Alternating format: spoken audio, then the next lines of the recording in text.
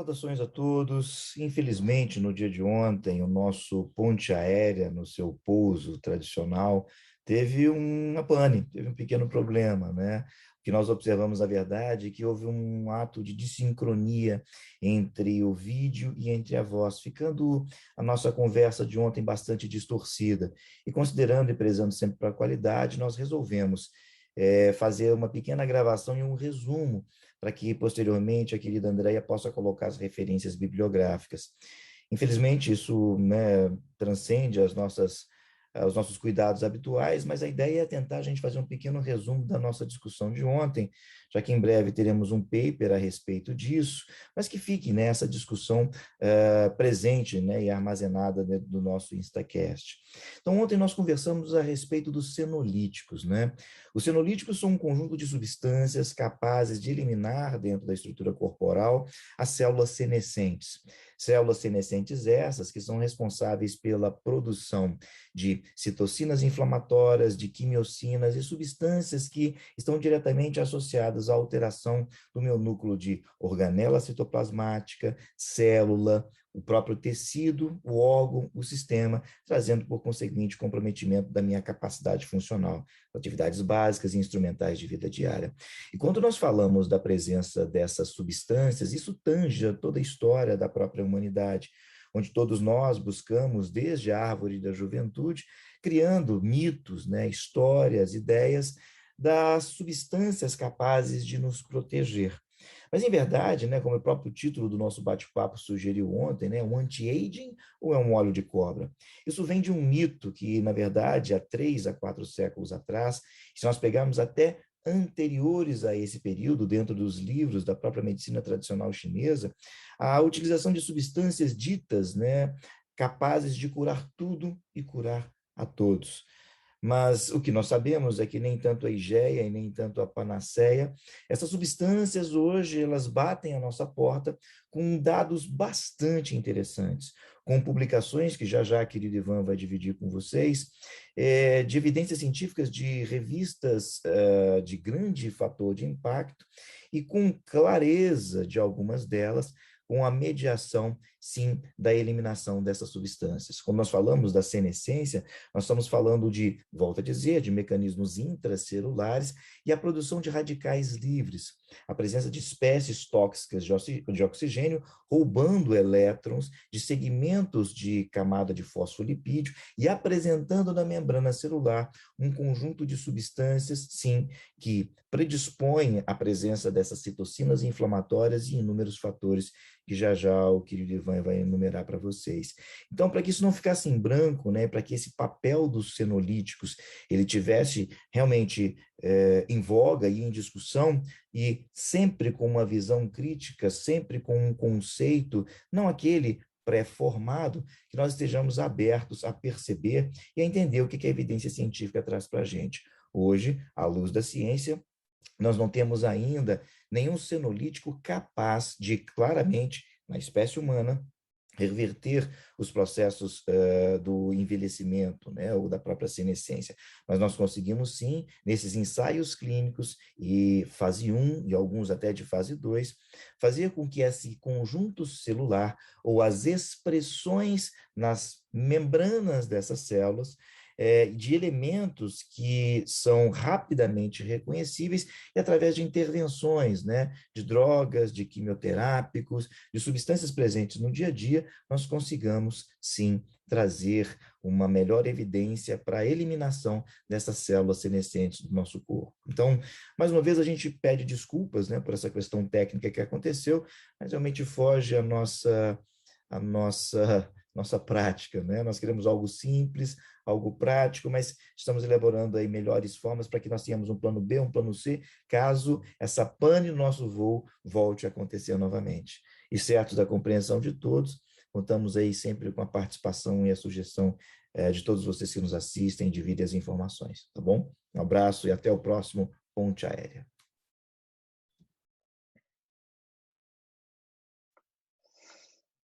Olá, amigos do Ponte Aérea. Como vocês ouviram o Virgílio no vídeo dele, a gente teve um problema, infelizmente, na geração da gravação do nosso capítulo 5 sobre senolíticos, então a gente acabou optando por não deixar vocês na mão e fazendo aí pelo menos 2 vídeos dentro das limitações aí da nossa agenda e do nosso encontro durante o final de semana, em que então o Virgílio faz uma introdução, assim como ele fez ao vivo, e eu vou então cuidar da parte mais técnica do assunto em si sobre células senescentes e senolíticos, né? Hoje em dia, né? Qual que é o estado da arte da coisa e o que a gente tem que esperar aí daqui para frente.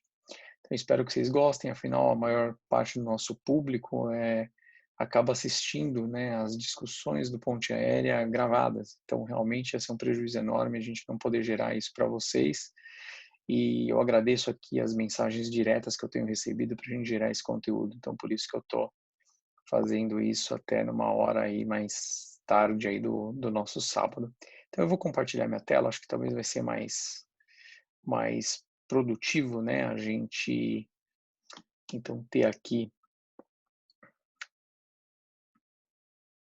uma tela e vocês ficam comigo aqui e a gente vai conversando. Então, basicamente, esse capítulo 5, ele é intitulado Senolíticos, né? Anti-aging, o óleo de cobra. Da onde vem isso, né?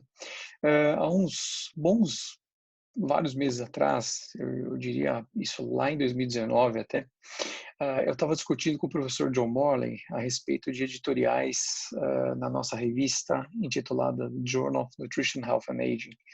É um periódico internacional de alto impacto na área de geriatria e gerontologia, e no final eu acabei não participando desse editorial sobre senolíticos. Eu acho que talvez naquele momento eu estava com uma postura até um pouco mais cética do que eu tenho hoje, e eu acabei no final, se vocês forem atrás, vocês vão ver que eu escrevi um editorial no ano de 2020 junto com ele de um tema completamente diferente. Mas me chamou atenção, porque na nossa discussão ele foi muito cético a respeito dos senolíticos, né, dizendo que então aquilo lá era o famoso óleo de cobra, uma solução que era vendida há séculos atrás, extraída da cobra da água na China, e que simplesmente aquilo lá era aventado como sendo a cura para tudo, inclusive para o envelhecimento, e basicamente era uma solução rica em ômega 3 e 6.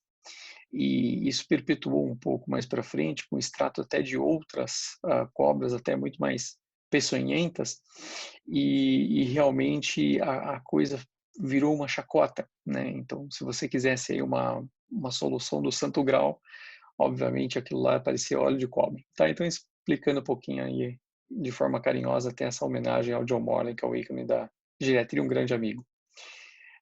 Muito bem, bom, e aí, né? Os senolíticos, eles estão, infelizmente ou felizmente, batendo na nossa porta. Eu acho que é muito mais felizmente do que infelizmente, né? Mais recentemente, nos últimos 3 a 4 anos, vocês podem ver esse quadro à direita, essa tabela, na verdade, ela ilustra que nos últimos 3 anos, principalmente, diversas empresas foram fundadas, principalmente no Vale do Silício, empresas de biotecnologia, dedicadas exclusivamente à pesquisa de senolíticos. Bom, ninguém investe tanto dinheiro assim. Se a gente for ver, alguns investidores são muito famosos. O Jeff Bezos, por exemplo, é um dos grandes investidores, milhões e milhões de dólares na pesquisa de senolíticos. E uma coisa que é muito interessante, e na nossa chamada a gente deixou isso muito claro, né? Olha, a coisa está batendo na nossa porta, é verdade.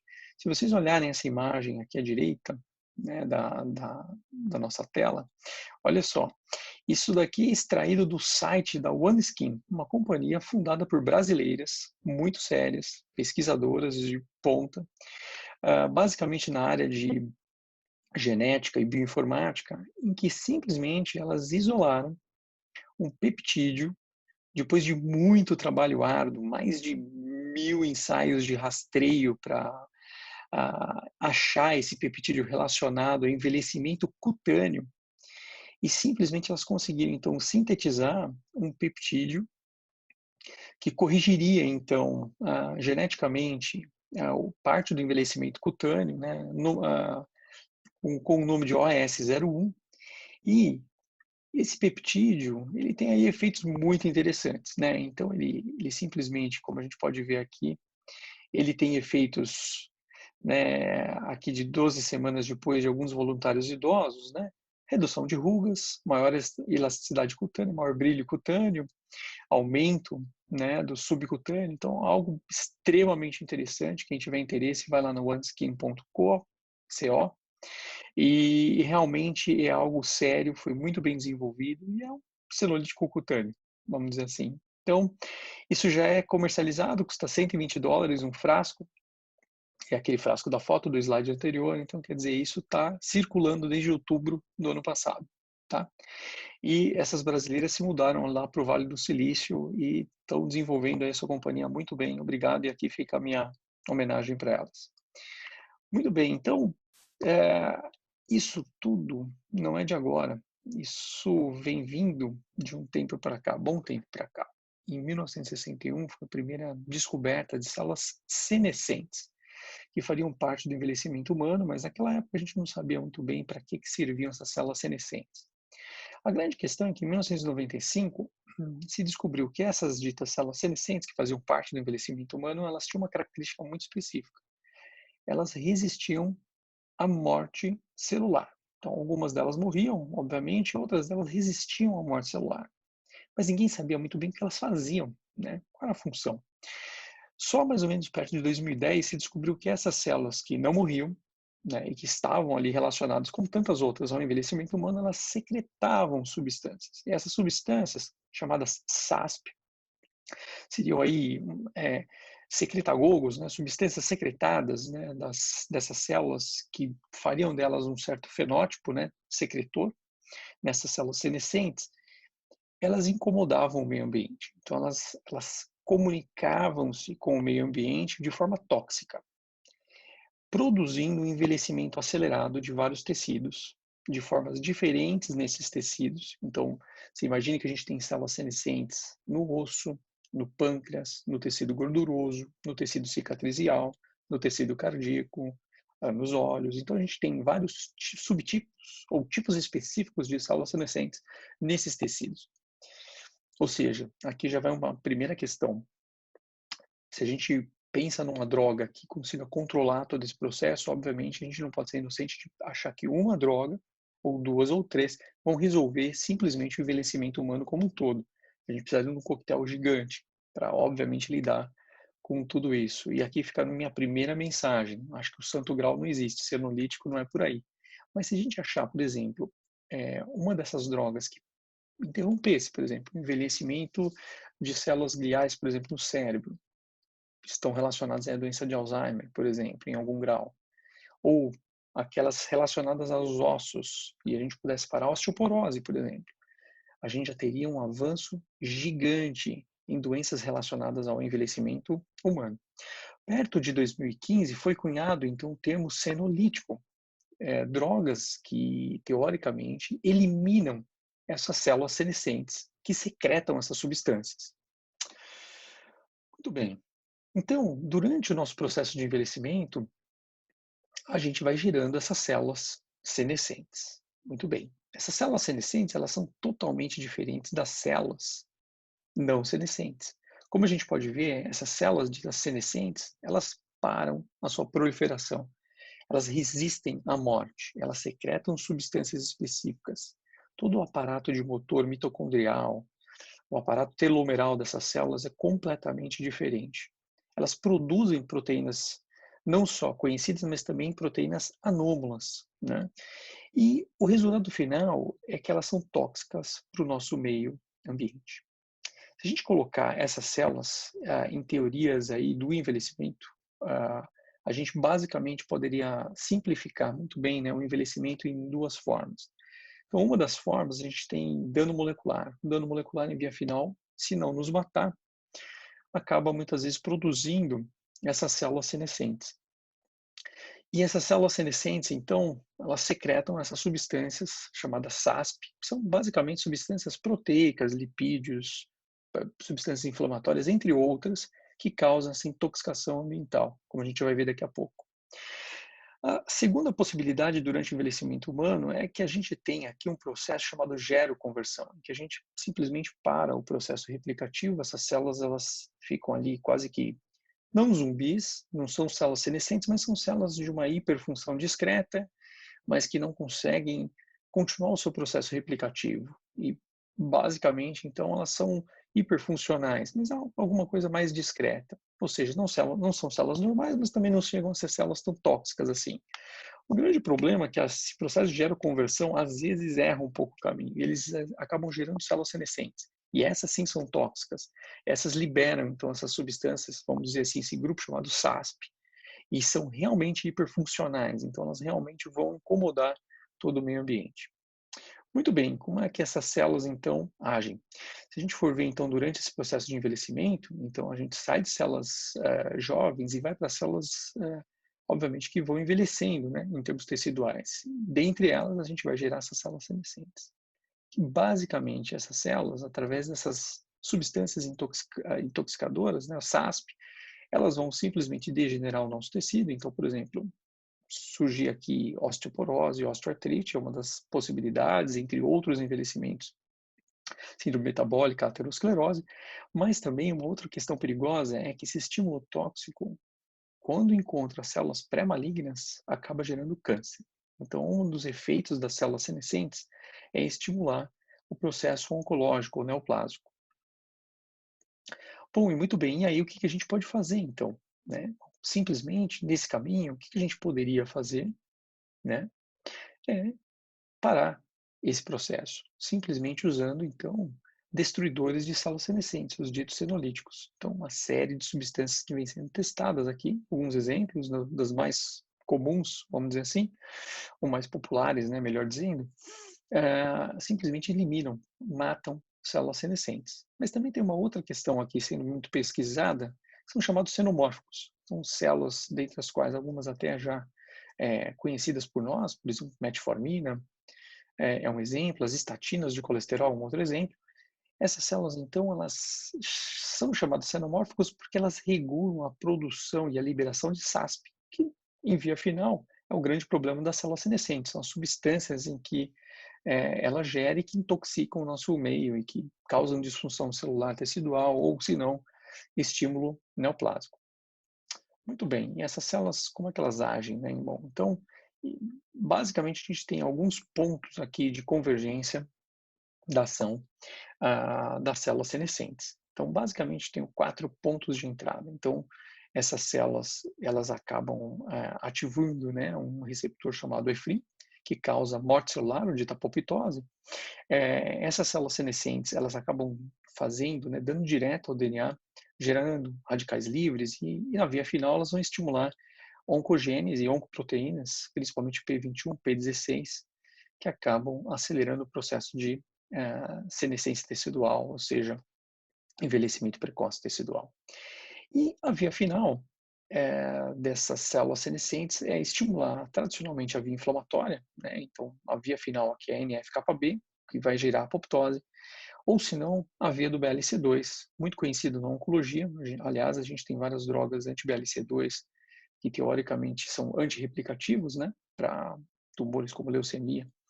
E o estímulo excessivo leva também à apoptose. Então, basicamente, esse são os maiores estímulos, né, associados às células senescentes, ou seja, aqueles SASP, aquelas substâncias que são geradas a partir das células senescentes, elas vão inferir principalmente, né, agir principalmente em uma dessas 4 vias. Bom, a grande questão é que a gente tem hoje uma série de substâncias das mais diversas. Aqui tem um quadro ilustrando as mais pesquisadas. Olha quantas opções, quantos compostos, quantas drogas conhecidas e drogas novas a gente tem aí como senolíticos ou xenomórficos em que se está desenvolvendo. Só que isso é muito trabalhoso, não é tão simples. O desenvolvimento dessas substâncias, ele é longo, ele demora muito, ele é muito caro.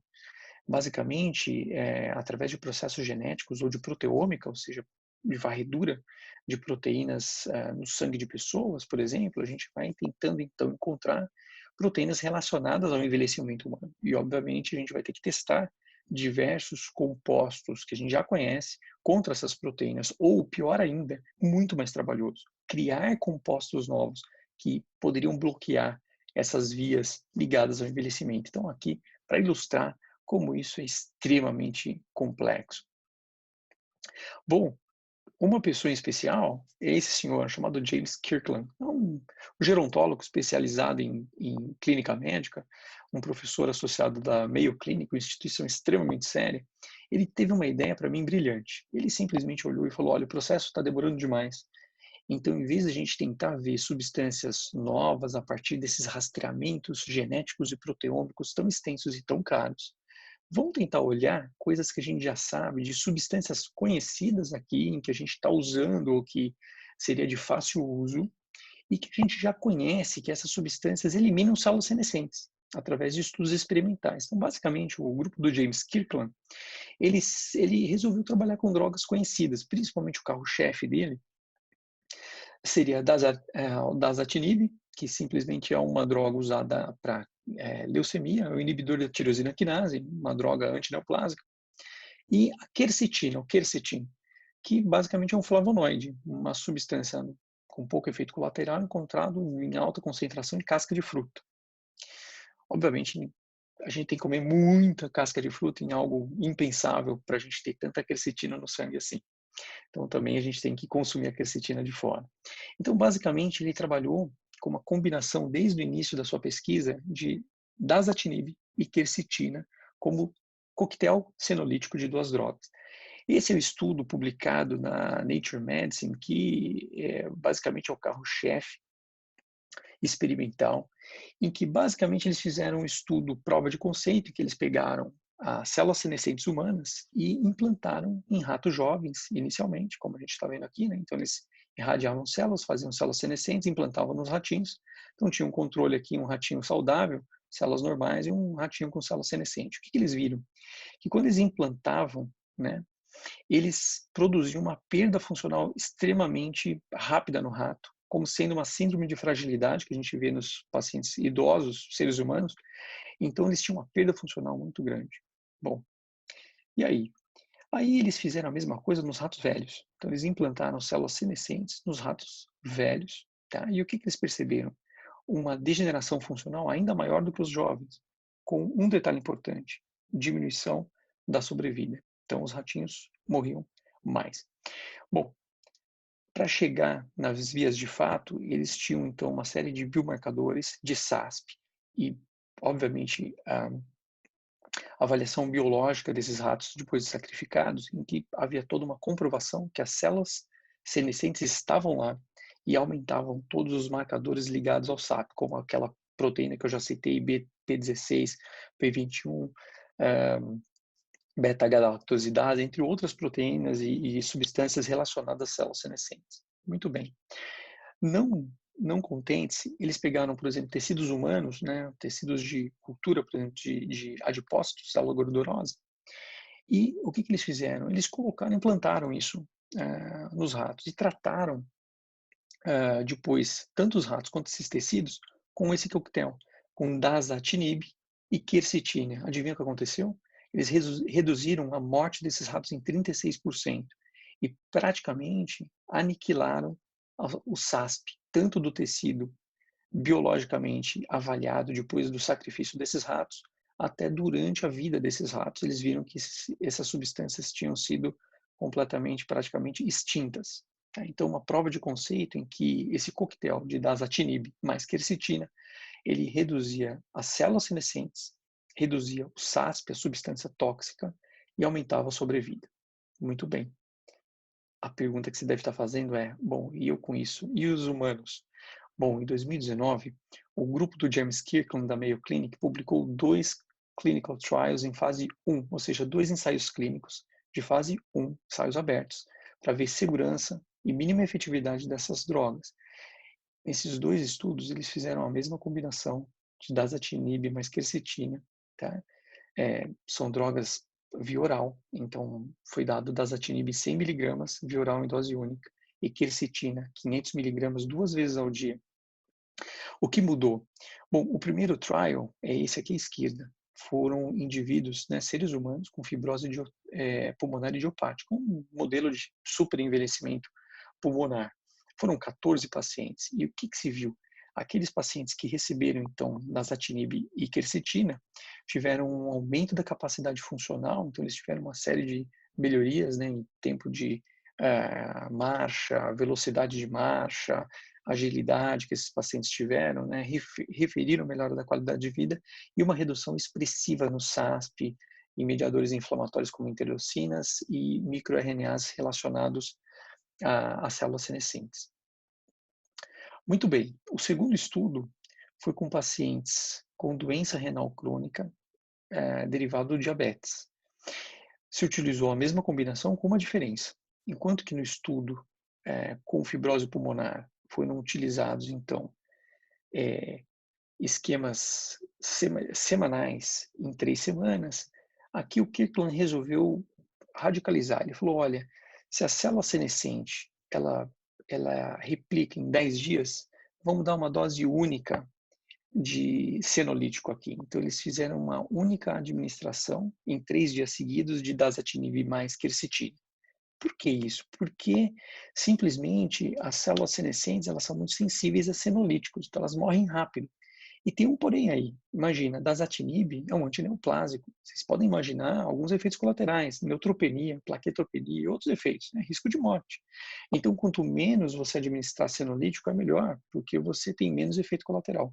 E aí, o que aconteceu com esses pacientes? Bom, foram 9 pacientes e tiveram uma redução muito expressiva de marcadores relacionados às células senescentes, como P16, P21, outros SASP, como interleucina 1, interleucina 6, metaloproteinase. A gente teve uma redução muito expressiva e também uma redução de captura de células senescentes desses pacientes, ou seja, uma luz, né, no fim do túnel, aí inicialmente para doenças ligadas ao envelhecimento humano, como a fibrose pulmonar e a doença renal crônica, né, do diabetes. Gente, a coisa é muito séria e ela está batendo realmente na nossa porta. Olha, isso saiu esse ano, 2021, uma das maiores revistas de geriatria do mundo aqui, a Journal of Gerontology and Medical Sciences. Bom, isso daqui simplesmente é um painel do National Institute on Aging, ou seja, uma das instituições mais respeitadas do mundo em pesquisa e envelhecimento, tá? Isso locado nos Estados Unidos, né, nos institutos de saúde, né, americano, simplesmente com recomendações, tá? Para ensaios clínicos utilizando senolíticos ou senomórficos. Não obstante a isso, a gente tem uma publicação aí desse ano, num outro dos maiores jornais da geriatria e gerontologia do mundo, o Jornal da Sociedade Americana de Geriatria, que publica esse protocolo, justamente liderado pelo James Kirkland, que usando fisetin, que é primo da quercetina, é um flavonoide, tá? Uma substância muito segura, para pacientes idosos em instituições de longa permanência COVID-19 positivos. Tá? A gente tem uma prova experimental já com senolíticos, aumentando o clareamento viral e reduzindo a tempestade inflamatória em COVID-19. Então, esse estudo que a gente está vendo aqui é um protocolo que foi publicado esse ano e que vai começar em 2022, basicamente. Então, já está indo para estudos até de fase 2.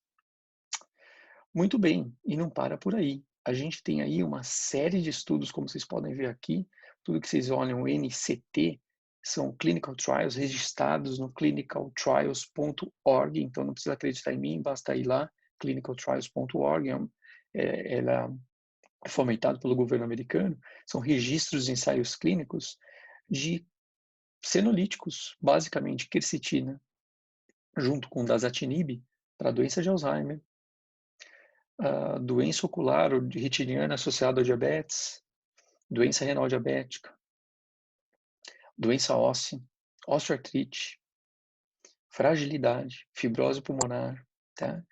Envelhecimento prematuro naqueles pacientes que receberam transplante, normalmente por leucemia, tá? Entre outros estudos. Aqui são alguns que estão ilustrados nessa revisão que foi publicada aí recentemente.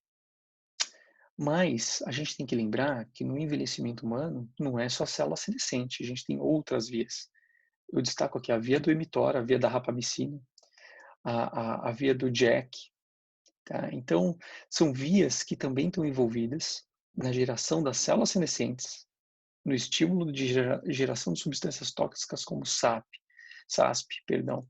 Então, pensar que os senolíticos eles vão resolver o problema de doenças ou condições associadas ao envelhecimento humano, eu acho que é um pouco ilusório. A gente tem que pensar que a gente tem que ter coquetéis que bloqueiam várias outras vias, mas não dá para a gente simplesmente falar que é bobagem e que senolítico é papo furado, tá? Como vocês viram, tá batendo na nossa porta. Bom, e finalmente, o que a gente faz, então, enquanto a gente não tem senolíticos aí no nosso mercado? Esse estudo me chamou muita atenção, uma revisão sistemática que fez a seguinte pergunta: exercício físico não é senolítico? Então, esses autores chineses, eles publicaram essa revisão esse ano na Aging Cell, uma revista das mais respeitadas em envelhecimento humano, e eles identificaram, no final, 21 estudos que envolveram, então, tanto pacientes quanto cobaias, com protocolos físicos, analisando marcadores de SASP, marcadores ligados à hipersecreção de células senescentes. Muito bem, bom, desses 21 estudos, basicamente 14 são francamente positivos. Infelizmente, os protocolos de atividade física foram diversos, né? Então, desde atividade física habitual até botar as cobaias para correr, até pessoas que faziam jogging ou corrida, pessoas que seres humanos, né, faziam exercício resistivo, academia, né? Você teve vários, né, uma heterogeneidade grande, infelizmente, mas eu queria chamar a atenção para que 9 desses estudos dos 14 francamente positivos foram em humanos. Todos os estudos em humanos foram positivos, mostrando principalmente uma redução da P16 e da beta-galactosidose, tá? Então, realmente, se hoje a gente quiser sair com uma conclusão, exercício físico, um grande senolítico nos dias de hoje, tá? Então a gente já tem coisas aí, evidências em que a gente já pode começar a repensar na nossa vida.